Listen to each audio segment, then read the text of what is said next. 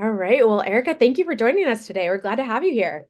Thank you. I'm excited. Always a good day for a conversation. Oh my gosh. And this is going to be a really fun one. We're going to be talking about instant teams that you've created, founded, and it's incredible how it's just blown up. So we're going to get into that a little bit more. I was just on your website taking a look and it was like the Inc. 5000 number, was it 208 overall? And then it was like another Inc. 5000, another this. And so it just the footprint and the mark that you're making is tremendous. So we're excited to get a little bit more into that. And I think just before we do, I also want to make sure to introduce Tiffany here, who's on our team and has a number of military connections as well, myself included. So we all share that common thread. But let's just go ahead and dive in. Eric, I'll pass it over to you so you can introduce yourself and share a little bit more.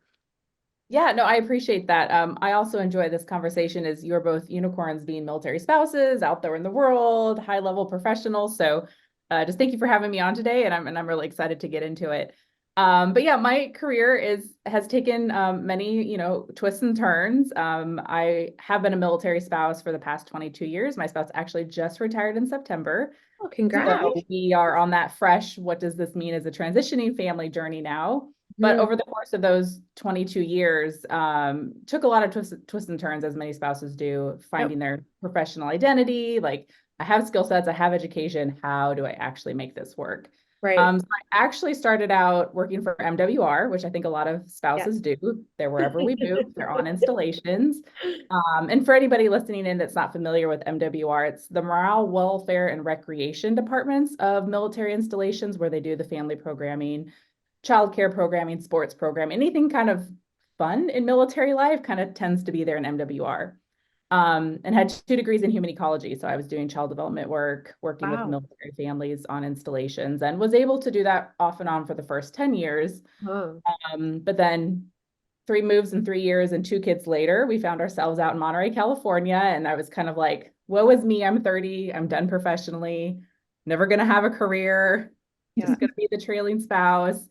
And when you kind of hit that moment, something usually comes, right? There's an opportunity that Right. opens.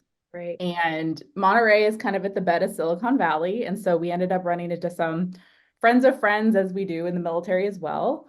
And it was a veteran-owned startup. And he was like, listen, I know you don't have a business degree. You're not in the startup space, but I really need somebody who knows the military spouse community and can help Right. us get, like, our apps and help us launch things that we're creating.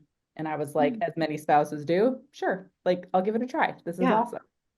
And that's really kind of where, fast forward now to like 12 years later, that's where I was just exposed to like this incredible space of building things and having business ideas and learning how Right. to develop them. And the bonus was with impact, right? I was able to do those things and also help spouses that I knew along the way by building these little teams and building these Mhm. pods. And that eventually led us to what is now Instant Teams. I did that enough as a consultant. I was like, you know what? There's a whole business model here. Yeah, I Um, see Let me that. find a business partner, and we'll go Mm. from there. Wow. I love that you started at like the kind of the hub of, right? Like this hub of inspiration, right? Right in Northern Yeah. California. So, yeah. So tell us a little bit more about what Instant Teams does and the impact sourcing. Yeah, so we are a customer experience, or CX for short, talent marketplace. So early on, our business model, like our inspiration was really, we knew all of these organizations, and at that time, mostly out in Silicon Valley, that were looking for really great talent. We all know, it's a very expensive place to live, kind of its own little ecosystem that you feel like you can only tap. Right. And then our neighbors and our peers as spouses were these highly educated, super passionate, super resilient, adaptable Mhm. potential employees. And so we saw this opportunity to bridge that. So that's evolved over the past almost 8 years now. But we build out customer support, customer experience teams for middle market to enterprise level organizations. And we do all the heavy lifting. So we source the talent, we match it to each customer's needs from a skill set perspective. Mhm. We are skill-based hiring, so we don't focus on chronological resumes, gaps in Right. resumes. It's really, what skill set is needed? What skill set do you have? Right. Awesome. You're going to be able to make this work. Um, and impact sourcing has evolved as a way where that means a lot to organizations. So The easiest way to define that is like intentional sourcing or hiring strategies from untapped talent pools. And that Mhm. takes on, many different forms. But we're really excited to kind of be able to be in that niche spot of impact sourcing directly to the military community with how our business model works. So I think we all sort of know the background about why military spouses would historically be unemployed or, need an opportunity like this. But can you kind of, this is like a softball question. Why Yeah. is it needed? What's the gap there? Yeah, I think people often hear, whether it's national news in certain times or in conversations around, military spouses are highly unemployed or highly underemployed. And I Mhm. think that just kind of like passes through people's minds, right? They don't Yeah. actually like grasp onto like, What does well, that why? mean? Why is Yeah, that? Yeah. What does that Yeah. mean? What is the impact of it? right. Um, and I think it comes down to two things really mostly. It's one, the constant moves, which Mhm. with COVID and remote work continuing to be adopted and accepted, that is starting to change a little bit. Yeah. But, historically, moving every 2 to 3 years and changing jobs was not looked at as a benefit. Right. Um, and so it was called job hopping, right? Like, I think we're past the job hopping categorization, but that's hard to get into a new organization and work your way up when you just have to start over. And then oftentimes, as you probably both know, like it's just location. Mhm. Like right out of college, I was with my spouse in Fort Rucker, Alabama. There is not a lot in Fort Rucker, Alabama. I had two options on the job board. It was clean office or clean hotels or take children to court appointed like mental health appointments. Interesting. Like, and that hasn't changed so much, right? Like there are still military installations are kind of geographically isolated because they need land and they need opportunity, to practice and do things. So I think that's usually the two reasons why. It's just the constant moving and kind of that geographic isolation that really causes a challenge. Mhm. Yeah. And then so just more about the impact. Again, I'm asking a leading question here, but can Yeah. you share a little bit about the impact that that causes for military families and the service member and the military in general? I mean, there's layers of the problem that that can cause.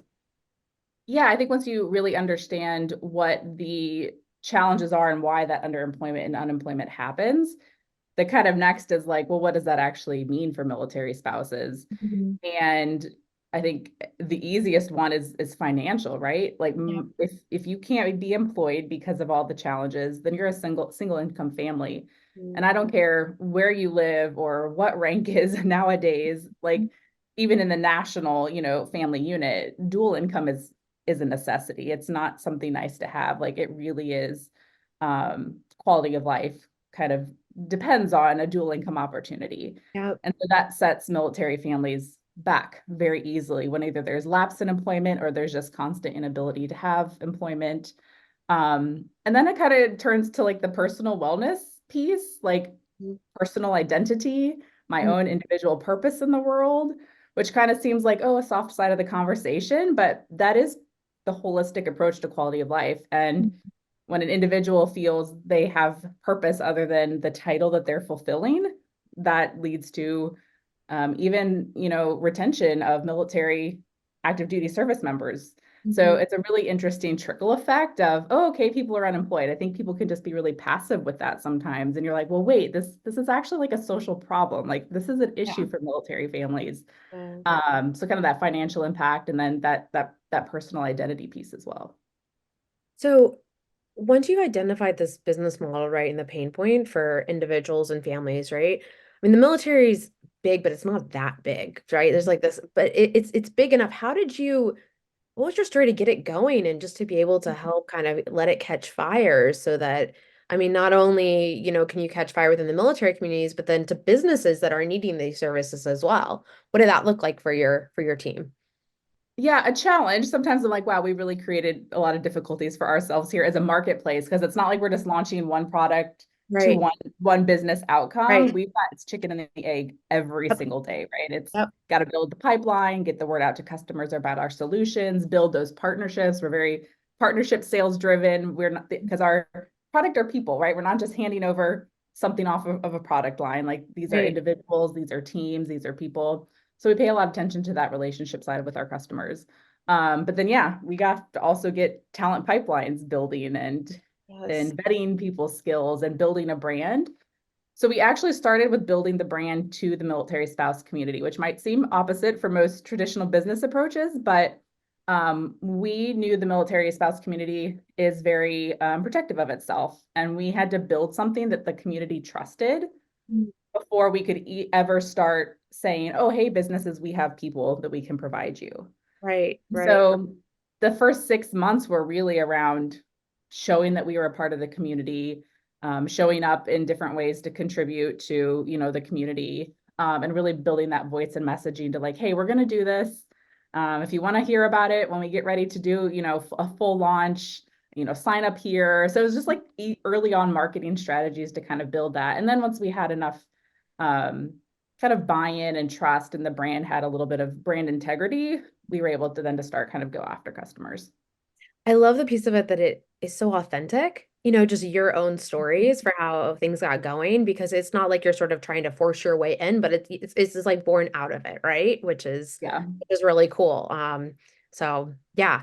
Okay, so then you went to the business side of things, and it sounds like that sort of that was kind of flourished through just partnerships or what have you, and those relationships once you marketed to the military side. Is that right? Yeah, and that has taken on different, like the actual business solution has evolved over the years, right? Like we first were working with very, very small companies, solopreneurs, people who like, yes, like, I heard about so and so, or they were personal connections. They're like, yeah, I see what you guys are doing. We'll try you out. But I mean, that's how most businesses start, right? You have to have a few like champions and a few believers.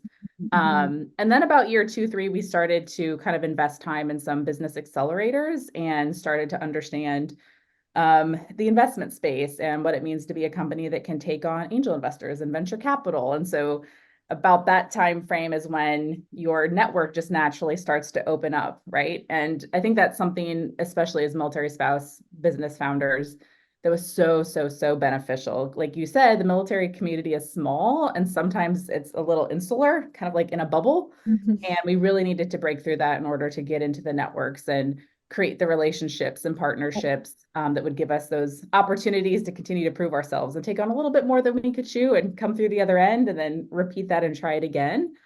So yeah, over the past 8 years, we've gone from, working with direct referrals to working with really large enterprise level organizations and building out teams of anywhere from 10 to our biggest account has like 120 people on it. Okay. Okay. Wow.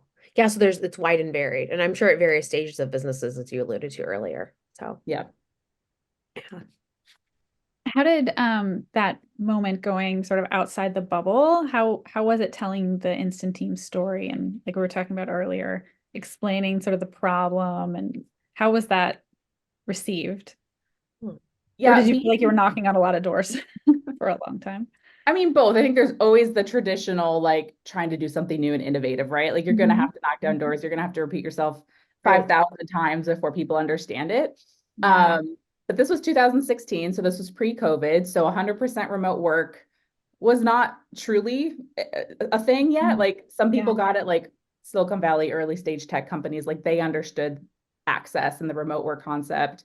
Right. I'll always remember we were pitching like a government entity at one point about remote work, and the poor individual, he just stopped the call. He's like, I don't understand why people like want to work on a remote island. He's like, why would we send people? I was like, oh, we're not speaking the same language here, right? Like, when we say remote, we mean somebody from their home can work Yeah. organization located elsewhere. And from the government perspective, he was thinking of like, somebody remotely outstationed somewhere conducting espionage work. Like it was just, those are the things we had. Totally. Yeah, not one to one. Yeah. That's hilarious. Always solvable, right? Those were always Yeah. conversations where we were learning how to communicate better and how to kind of extend the mission and advocacy of that.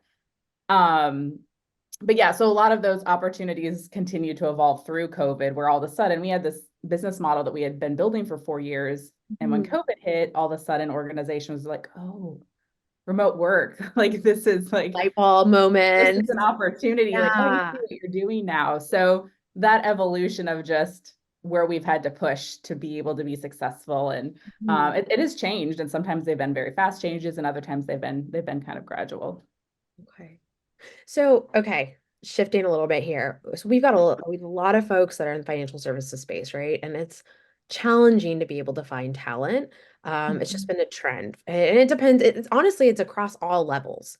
So I love to hear if someone, was interested in your services, like what is that process like, and what's the time horizon? What do they need to know, kind of going into it, so that they can better, see if there's a fit for their needs. Yeah, one of the benefits of being a talent marketplace specializing in CX, those customer experience teams, is that we can kind of cross different industries. So we build out the same type of teams. We know the skill sets we need, but they can specialize in ed tech, health tech, fintech, insure tech. And so we do work across all of those different industry verticals.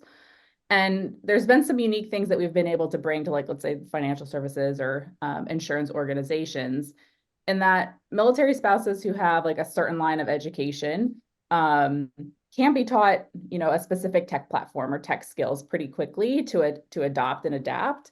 Some good examples of that are like in an ed tech space, teachers or people who have been, volunteer presenters. They're really great at communication. They're really great at understanding step-by-step process and guiding others through step-by-step crisis situations or even just general problem solving. And so those are always neat opportunities to see, the specific things that customer accounts are needing done in their, customer experience processes and operations. And then having the individuals with the skill sets, soft or hard, to be able to plug those two together. One of my favorite accounts is a cybersecurity firm, and it is a team of all military spouses doing crisis response. So if their customers software tells them there's been a breach, this is a team of military spouses getting these very panicked individuals like, my software is flashing, we've had a cybersecurity breach. These are panicked individuals, and we've got very calm, collected, trained military spouses who can walk people through these times of panic. And so it's just really cool. Also, again, back to the personal identity, like see these individuals find like, oh, like this isn't something I knew was of value to somebody, but because of these things I've been through, or even some of the training that we receive as military spouses around, community support, crisis response, like those become very valuable to organizations. So yeah, I think military spouses in fintech or financial services, that orientation to supporting people through a process, following compliance and protocol, those are all very ingrained in 8 skill sets that really do transfer well. Yep. That makes so much sense. And I love how you're able to point out those very real examples, and then how that translates to just, you're right, just through kind of that life that you have as a military spouse. So, How do you help military spouses sort of see that in themselves? Right? Because you're right, like those things become very ingrained, but they probably don't always know how to translate it. So how do you, as you're building the talent pool, how do you get that message out there and help them feel empowered? Yeah, having military spouses understand where they can connect in is a challenge, right? I think that there's incredible nonprofits out there who are very like career coaching and, what is your employment future?